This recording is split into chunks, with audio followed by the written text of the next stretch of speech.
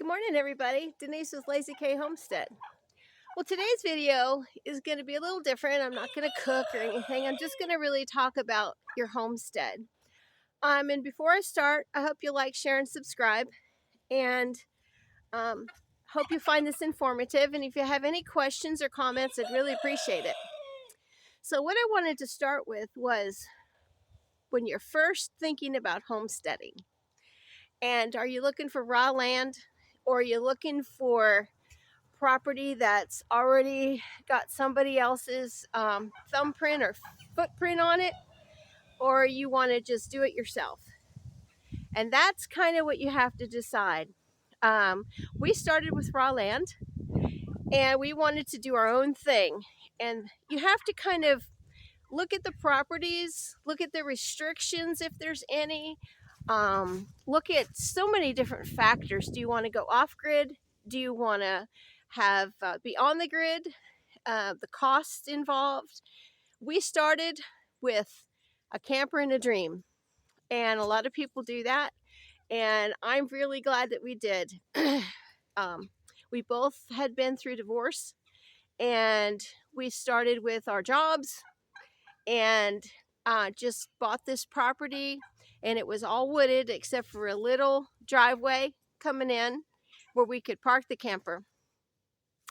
And this is a land contract property, which means you have a contract with the company. You put a deposit down, and then you pay your mortgage every month. But the good thing about a land contract is, for us, is if you wanted to walk away from the property, it wasn't working out, you wanted to, something happened, you can walk away without it affecting your credit. So that really worked out good in our favor. But in the good part too is when you do make your payment on time, it goes towards your credit. So that all works out wonderful. So I wanted to talk about a little bit about our property and what the challenges we faced here. So I'm going to go ahead and turn this around and let you see our property.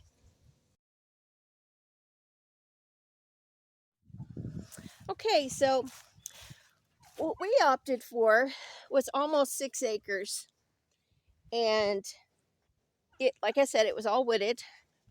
We had a dream. We knew we could get it cleared, and I will tell you that we found here that even with references, the clearing guys aren't always the best. We've been through 3. We have cleared probably 3 acres.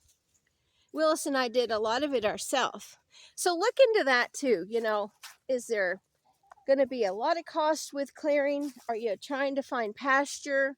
We wanted to buy pasture, but it was super expensive here. And we're in the mountains, and quite frankly, it's not a lot of pasture land to be had. And what is available is astronomically priced and or already taken by the farmers, which I totally get. So how much road frontage do you have? Are you interested in that? Are you interested in large gardens? What kind of house do you want to build? Do you want stick built? We opted for a mobile home because it was a lot cheaper. We could put more into our property that way. We started out, like I said, with a camper, which was right here with the RV pole. We went to a tiny home, and we found out here that we couldn't get a septic tank because we could not at the time. Now you can get these sheds with electrical boxes, and then in Tennessee you can get a septic tank. Now that's what we were told by the sewer companies. So when we got our mobile home, we went ahead and got the septic tank put in. Now you may be in an area where you can build your own septic tank. That's not a restriction. For us, it was. You had to have a state licensed and coded septic tank. We couldn't build an outhouse. Now, if you guys can do that, great, because that's kind of what I wanted to do. I wasn't worried about it, but now that I'm older, we've been here 10 years. Going to an outhouse may not have been the best idea. So I'm glad we have a septic tank. We have running water. We had thought about having a well dug. Well, pardon the pun, wells out here are unbelievably expensive. Oh my gosh. They really kind of frown against it here now because they have running city water that they put right at the road, and you can just have it piped in. And that's what we had to do. We're fine with that. Now look at the price of your tap, your water tap. You have to call your local water company, call your local electric company, gas company, whatever you guys are thinking about. As far as the amenities that you want on your property, that's really important. Find out the costs. We weren't rich, but we certainly weren't poor. But we did have to watch our pennies on what we wanted here on the property. And this is still a work in progress, even 10 years later.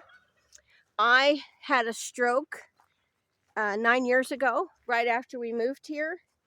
I was hurt at work and had a stroke. So that kind of put a stop on what we could do on the property. And it's just us two. And then 2 years later, Willis had a life-threatening issue where he was in the hospital for quite a while. So that put a damper on. And those are things that you don't see coming. They're just, life happens. And I fought my way back, and he did too. And then we really got on the stick to get things going on the property. Now, what we wanted to do here was we wanted a greenhouse. We wanted to have large gardens. We, like I said, we didn't have pasture. So we did have that cleared back there. And you can see there's burn piles that we call, where the guys just shove all the trees up, and then you are left with having to burn that and go through that. And I mean, they would have done it, but it would have been a really big cost. So we didn't do that. But that was up to us. Now you see that body of water there. This is not spring fed. This is what they call seasonal. And whenever it rains a lot, this holds water. And it goes from our neighbor all the way from across the street to our next door neighbor. Now, for animals, this is great. Like for the goats, pigs, cows, they can all wade in here. It's usually moist throughout the summer. You can walk across. We're going to build a road right here with a culvert, so we'll still have access to this water seasonally, because we do want that. But think about, is there a spring-fed pond on your property? Because if it is, you can use that as a water source, which is really great. Do you want a pond that's already on the property? Or do you want to build a pond? All these things you got to put into your budget. So I think I've covered just about everything that we faced. But, and having raw land is so exciting, because you do, everything is what your dream is. Like Willis said, it's not someone else's dream, it's your dream. And that's what we wanted to do. So I hope that helps. And you guys, I know it looks a mess here, but it's the middle of winter. Oh, that's one other thing I wanted to cover. When you're looking for property, look at the zone, your grow zone. Because most homesteaders are going to grow their own food. It's one of the things that we all are really looking to be self-sufficient. So look at your grow zone. Ours is 6B. It's not bad, but it is colder than in some other regions. Like if you go down off the mountain, you're in 7, which is pretty much a mild climate. They still get snow. Do you want 4 seasons, which we did? And if you don't, maybe you need to look at some more, like down in Georgia or South Carolina, North Carolina, some regions in Virginia, anywhere that's going to be like 7, grow zone 8. You'll probably have more like 3 seasons. And what I mean by that is you really don't have snow. You could have some snow that comes maybe once every few years, but not snow like we get snow every year. We just had a snowstorm. But look at that too. What you're really looking for. Are you guys going to be able to handle all the seasons as you get older? I'm going to be 64 next month, and I am still able to handle all this. And you need to look at things like that, because are you going to be on your homestead forever? And what the long term is. And I know if you're really young, 20s, 30s, you're not thinking of long term probably and what the aspects of getting older will do. Because, we all do slow down as we get older. We still cut our own wood. We split our own wood. We use wood for our primary source of heat. This home here does have central heat, not central air, because we didn't want that or the expense. But we do have that as a backup because it did get down to -5. So I was grateful that we had that. So think of things like that, guys. I hope this video has been helpful and that you have a good idea of things to kind of mark off your list before you buy your land, because it's exciting and you just keep dreaming. So you're gonna have to think about equipment too. You're gonna probably need a tractor. We opted for an older tractor.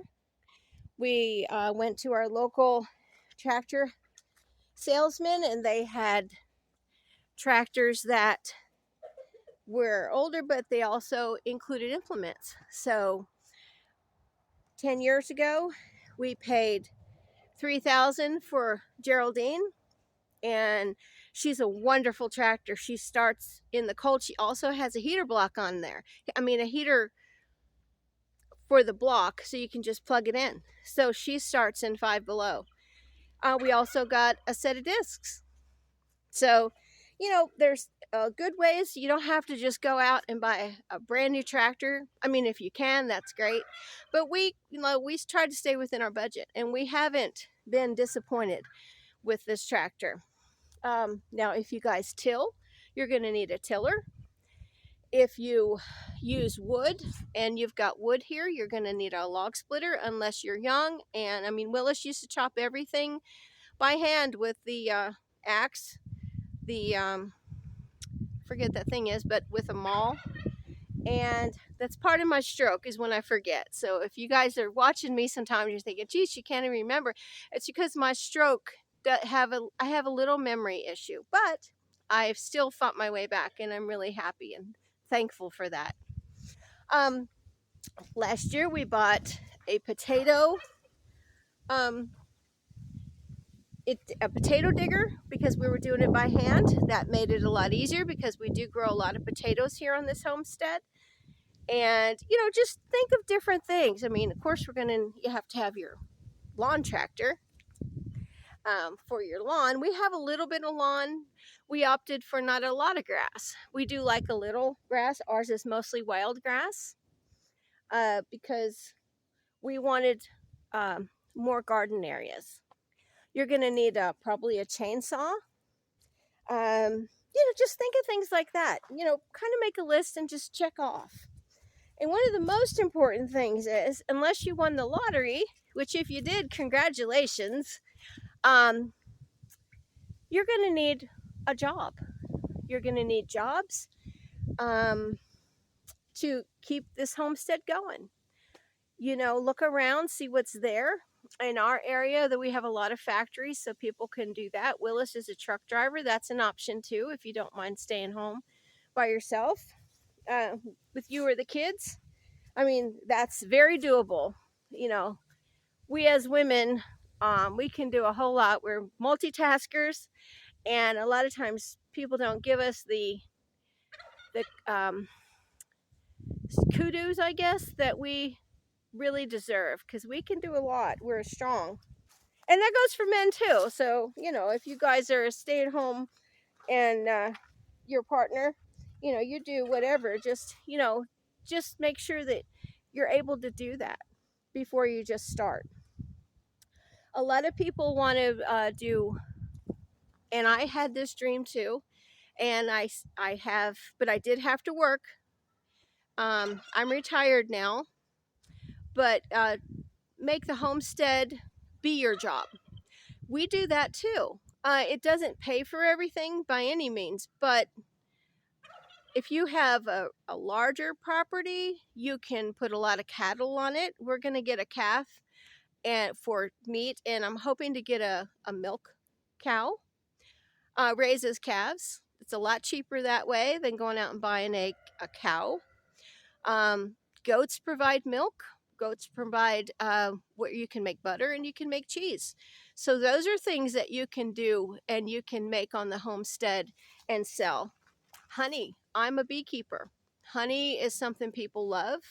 Beekeeping is not a cheap hobby to get into because they are bugs and they do die.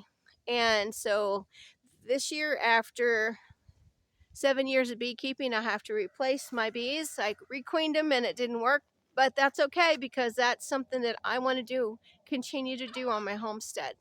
I make soap. I used to render down the hog fat, and I would make soap with that. I buy my goat's milk because I don't have goats right now. But, you know, think of all these different things that you can do that you can advertise as homestead quality. And people love that. They really do. They're looking for natural, back to the earth kind of things to use. And I think that it's great if you can do that. But if you have to work outside the homestead, I'll tell you this. I grew up in a small town in Virginia. And there's farmers everywhere, dairy farmers, cattle farmers. Every one of the farmers had another job. They got up in the morning, they milked their cows or did whatever they had to do, and they went to work.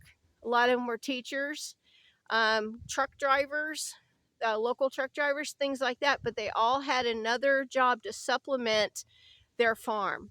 So if you have to do that, don't feel bad that you have to do that because it's just part of life and it's been going on for many, many, many years. I'm talking 50 years or more, you know. But if you're able to make your homestead work for you, great. Now, we do grow green beans and we sell them. I'm hoping this year I'll have enough tomatoes to be able to sell. You know, think about things like that. You're going to have to do, well, for us, of course, we had all the woods, so we had to clear, but we've got it now to the point where I can have a lot of that, um, the large garden areas to sell. I've got the greenhouse that I sell plants in. This greenhouse, I've told you guys about it before. We didn't spend a whole lot of money on it. We used a lot of recycled things, and it the I think the most that we paid for this greenhouse was the plastic because I did get the proper plastic for it, and that was $100. But other than that, I don't think I put any more than $200 into this greenhouse. But I'm just saying, you guys, there's so many ways you can get recycled doors with windows, recycled windows themselves. You know, make your own greenhouse. That can be a source of income too. There's so many things. I mean, if you sew, I make these hats. I sell them. So, you know, if you're thinking about stuff like that, that's a cool dream. Now, when I first came here to Tennessee, I wanted to have a Christmas tree farm. I thought that would be really neat. But with this property, it's not conducive to this land. So, you know, that's something else. You know, a lot of people don't think about that. But if you have a space where you can do that, put a few Christmas trees in there. Look up online where you can get the saplings and put them in the ground. I mean, I think still think that's a really neat idea. If I had a different property, believe me, I'd be doing that. And that would be a source of income. I think it takes anywhere from 3 to 6 years to have a Christmas tree um, where people would be able to, you know, want it at 6 foot or whatever.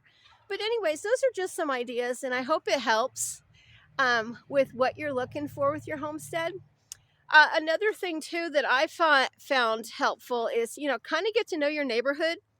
Um, Everybody in our neighborhood had raw land.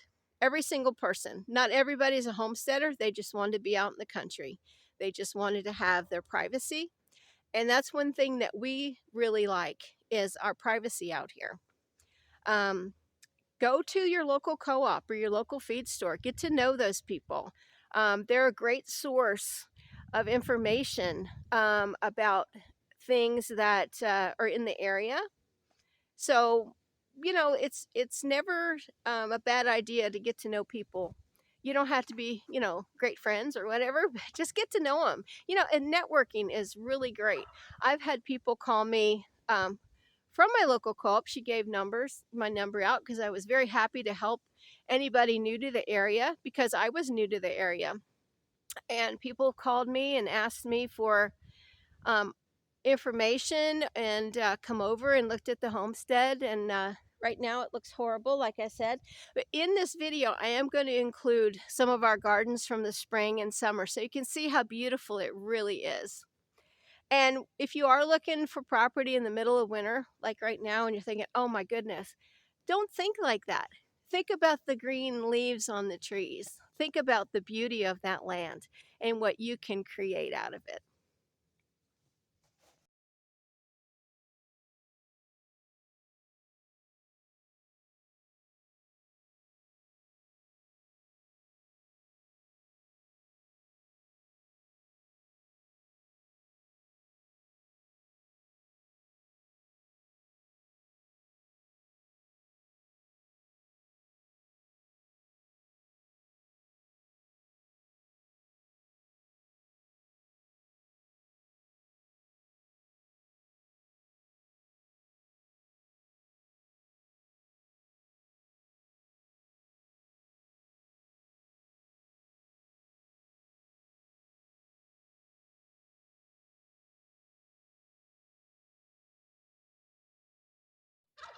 Never give up your dream.